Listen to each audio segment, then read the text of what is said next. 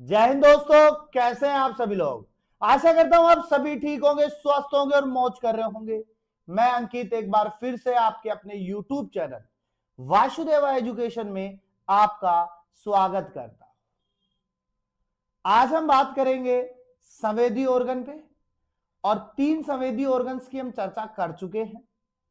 हमने कान पढ़ लिया, नाक पढ़ लिया और त्वचा पढ़ ली। आज हम चौथे संवेदी ऑर्गन की बात करेंगे, जीभ की बात करेंगे, टंग की बात करेंगे और बात करेंगे कि टंग हमारे पास में किस प्रकार उपयोगी है। क्या टंग स्वाद का ज्ञान करवाती है तो कैसे करवाती है, इसकी बात करेंगे। तो ज्यादा देरी ना करते हुए मैं डायरेक्ट आपको स्क्रीन की तरफ लेके चलता हूं। यहां मैंने कुछ पॉइंट्स लिख रखे हैं और एक डायग्राम सा बना रखा है जहां पर टंगर्स टेस्ट जोन लिख रखा है। तो बेटा सिंपल सी बातें समझे अपन। टंग के लिए छोटी छोटी बातों को समझेंगे जिसपे पूरा टंग कॉन्सेप्ट मैं कंप्लीट करवा दूंगा। टंग जो होती है वो संयोजी उत्कों से मिलकर बनी है।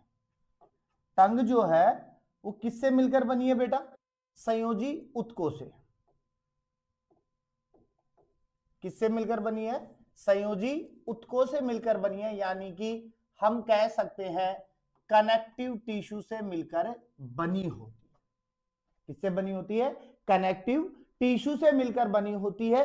टिश्यूज अपने पास में 4 होते हैं। एक एपिथेलियम होता है, एक कनेक्टिव होता है, एक अपने पास में मस्कुलर होता है और एक अपने पास में तंत्रिका नर्वस टिश्यू होता है।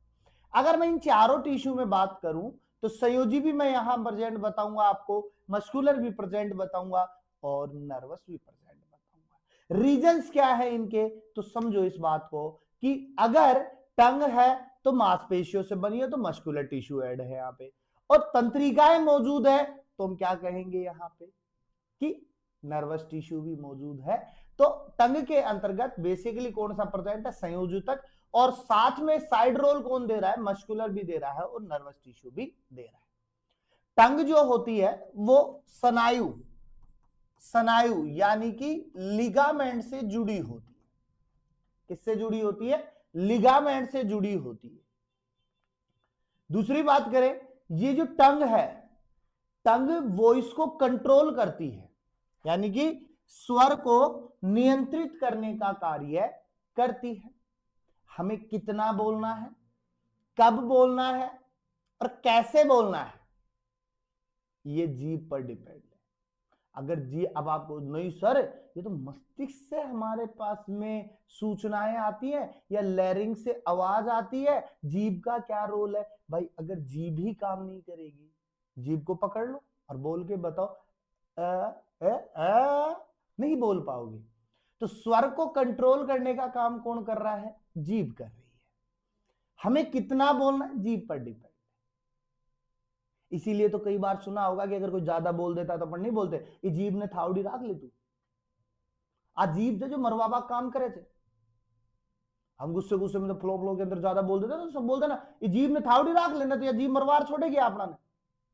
अजीब ही तो चाहे मरवार छोड़ रही है, तो अजीब ही चे भाई जो आपना ने मरवाबा काम करे जाए। अगर हम किसी से प्यार से बात कर रहे हैं तो वो हमारे बहुत पास में बैठा है, प्यार से रह रहा है। अगर हम उसको गुस्से से बोल रहे हैं तो वो दूर जा रहा है, अटैचमेंट टूटती जाएगी। तो जीबी तो है। आप कहोगे सर ये तो दिमाग से निकलता है। अरे निकलता दिमाग से है, लेकिन मिडवेटर कौन है? जीभ है। इसीलिए जब भी किसी को बोलो तो जीभ का ध्यान रखो, इस जीभ को थावड़ी रखो कि इससे ये रुक सके। थावड़ी का मतलब होता है शांत, समझ रहे हो बात को। लेकिन इस जीभ के ऊपर स्वर कंट्रोल के साथ में एक बहुत बड़ी जिम्मेदारी होती है, वो होती है स्वाद की, टेस्ट की होती है। तो इसलिए हम कहेंगे कि इसके ऊपर पेपिला और स्वाद कलिकाएं पाई जाती है। ये जो स्वाद कलिकाएं होती है ना, ये 10,000 होती है। यानी मनुष्य की जीभ की बात करें तो इस जीभ पर 10,000 स्वाद कलिकाएं पाई जाती है और पेपिलाएं पाई जाती है। ये पेपिलाओं की वजह से जीभ हमें खुरदरी दिखाई देती है। जीभ कैसी दिखाई देती है बेटा? खुरदरी दिखाई देती है। किसकी वजह से? पेपिलाओं की वजह से। बाकी जीभ आपको ऐसे प्रतीत होगा चिकनी है। अब सुनो, ये जो स्वाद है ना, इन स्वादों में बेसिकली 5 स्वाद अति महत्वपूर्ण है। ये 5 स्वादों का सबसे ज्यादा ज्ञान करवाती है।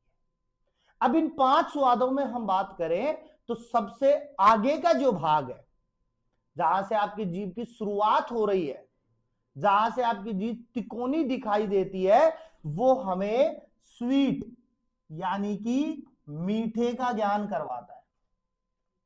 कई बार घरों के अंदर देखा होगा ना आपने, जब महिलाएं चाय बना रही होती है और जब चाय उकाली मार लेती है तो वो मीठे को टेस्ट करने के लिए थोड़ा सा टिप करती है और यहाँ पे डालती है, ऐसे चेक करके देखती है कि मीठा हुआ या नहीं हुआ। तो आगे के जीभ का हिस्सा जो है वो मीठे का ज्ञान करवाता है। समझ रहे हो बात को? इसके बाद में अगर हम बात करें जीभ के जो साइड का हिस्सा है, अगर भाग के साइड का हिस्सा है वो हमें साल्टी नमकीन का ज्ञान करवाता है।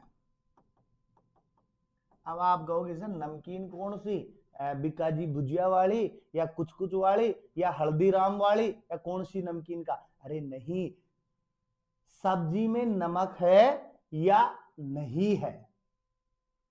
तो हम कहें कि नमकीन सब्जी में नमक है या नहीं है, ये ज्ञान हमें कहां से होगा? यहां से होगा।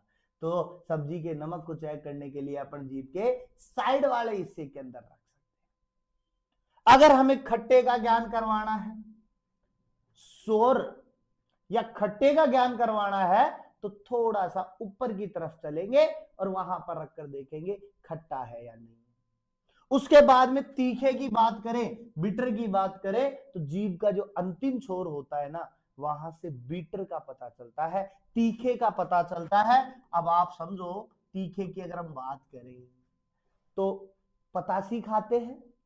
अब जैसे ही पतासी खाते हैं तो खाते ही तो पता चलता नहीं है तीखा है, खाते चबाते हैं और जैसे ही वो पानी या मसाला ग्रसनी की ओर प्रवेश करता है तो तुरंत तीखा है। या भोजन का जैसे टुकड़ा हमने तोड़ने के बाद में हमने लिया, निगलते पता चलता तीखा है, तो खांसी धांसी वगैरह आ जाती है, खसखस स्टार्ट हो जाती है, तो ये तीखे का ज्ञान। अब ये बीच का हिस्सा क्या करवा रहा है साहब? 4 तो आपने बता दिया, बीच का तो बेटा ये होता है उमामी। कौन सा? उमामी। उमामी का मतलब होता है स्वादिष्ट भोजन, यानी भोजन में कितना स्वाद था, भोजन स्वादिष्ट था या नहीं, ये बीच वाला बताता है। और अक्सर आपने देखा होगा ये जो बीच वाला जो हिस्सा होता है ना, ये हमारे पास में रफली होता है, क्योंकि हम जो भी खाते हैं वो बीच में चिपक जाता है। और अगर आप सुबह देखोगे तो आपके जीभ के ऊपर कुछ गंदगियां जमा होती है, या चाय ज्यादा पीने के शौकीन हो तो यहाँ पर ये पीली पीली सी हो जाएगी, चाय सी परत से जम जाएगी, ठीक है। और जीभ की जो परत है ना बेटा, जीभ की जो परत है और सबसे बेस्ट जो जीभ है वो गुलाबी जीभ है। कौन सी जीभ है? गुलाबी जीभ सबसे बेस्ट होती है। अब इस जीभ में कलर्स भी होते हैं, जीभ के कलर बताते हैं कि आपकी जीभ की हेल्थ कैसी है, और वही कलर से डिपेंड करते हैं आपके स्वाद को। जैसे सपोज देन आपकी जीभ पीली हो रही है, तो पीली हो रही है तो स्वाद गायब हो जाएगा, और हमें पता है कि जब जीभ पीली है तो पीलिया की तरफ अग्रसर होती है और पीलिया का संकेत देती है। तो उस समय अगर आप स्वाद लेना चाहो तो मिलेगा नहीं ना, इसलिए जीभ को स्वच्छ रखना जरूरी है, क्योंकि जीभ पर बैक्टीरियाएं पनप जाते हैं और ये बैक्टीरियाएं फिर हमें स्वाद का ज्ञान बिल्कुल भी नहीं कराते। अगर मैं इस जीभ की पूरी की लंबाई की बात करूं बेटा, इस जीभ के पूरे की लंबाई की बात करूं तो ये जीभ होती है 3 इंच लंबी। कितनी होती है? 3 इंच लंबी होती है। कहीं कहीं आपको 4 इंच लंबी भी मिल जाएगी, 10 सेंटीमीटर भी मिल जाएगी। और मैं कहूं कि जो बड़े ऑर्गेनिजम्स होते हैं उनमें ये जीभ बड़ी होती है। मैं मनुष्य के 3 इंच की बात कर रहा हूं, बाकी अन्य ऑर्गेनिज्म गाय, भैंस, बकरी, इनमें जीभ की साइज क्या होती है? बड़ी होती है। अगर मैं इस जीभ की बात करूं तो जीभ जो होती है शुरुआत के अंतर्गत सक्रिय होती है, उसके बाद में धीरे धीरे क्या होती जाती है? चौड़ी होती जाती है। इस जीभ के अंतर्गत, या मैं कहूं कि ये जीभ जो है कंप्लीटली किससे बनी है, तो आप कह सकते हो सर ये जो जीभ है वो मांसपेशियों से बनी हुई है। किससे बनी हुई है बेटा? मांसपेशियों से बनी हुई है। और इस जीभ के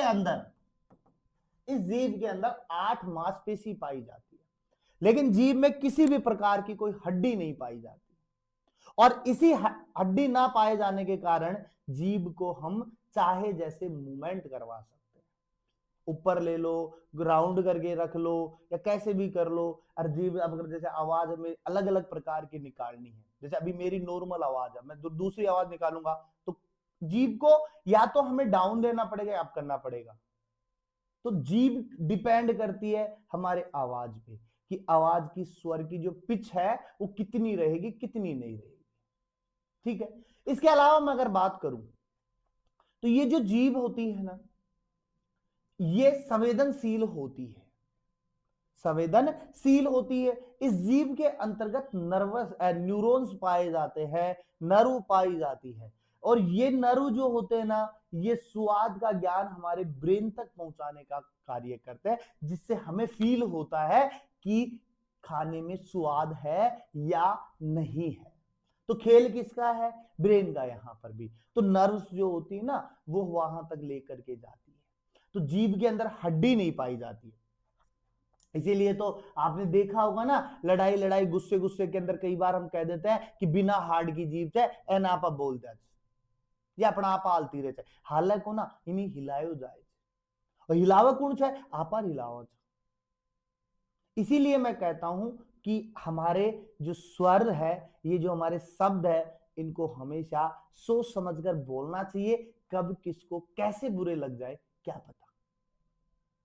खास साथ बैठने वालों को भी बुरा लग सकता है, दुश्मनों को तो बुरा लगता ही लगता है। और यही जो जीभ है ना, ये हमारे ब्रेकअप करवाने के पीछे का रीजन भी होते हैं। क्योंकि अभी तो हम जीभ के साथ में बात कर रहे थे, स्वर को नियंत्रित कर रही थी, बढ़िया प्यार भरी बातें कर रहे थे, और कभी हमारा दिमाग घूमा, बोलना कहां से स्टार्ट किया हमने? जीभ से। टै टै टै टै तोते की जैसे बोलने लगे, गुस्से गुस्से में अंदर बोल दिया। बोलने के बाद में सीधी सी बात है, होता है नहीं होता? बिल्कुल हो सकता है। तो ये जीभ की कुछ खास बातें थी। अच्छा, एक चीज और बताऊं मैं आपको बेटा, ये जो टंग शब्द है, ये अंग्रेजी शब्द है। कैसा शब्द है? अंग्रेजी शब्द है। और ये जो अंग्रेजी शब्द है, ये टंग से लिया गया है, TONGE से लिया गया है। कहीं कहीं पर इसको टोंग भी बोलते हैं। समझ रहे हो बात को? तो ये जीभ की कुछ खास बातें। अगली वीडियो में हम चर्चा करेंगे आंख के बारे में, कि एक लास्ट संवेदनशील अंग बचेगा या सेंस ऑर्गन बचेगा, वो बचेगा हमारे पास में आंख बचेगा, और उस आंख की चर्चा करेंगे हम। तब तक के लिए आप वीडियो को देखो, अपना साथ दो, सहयोग दो। मिलते हैं नेक्स्ट वीडियो के साथ।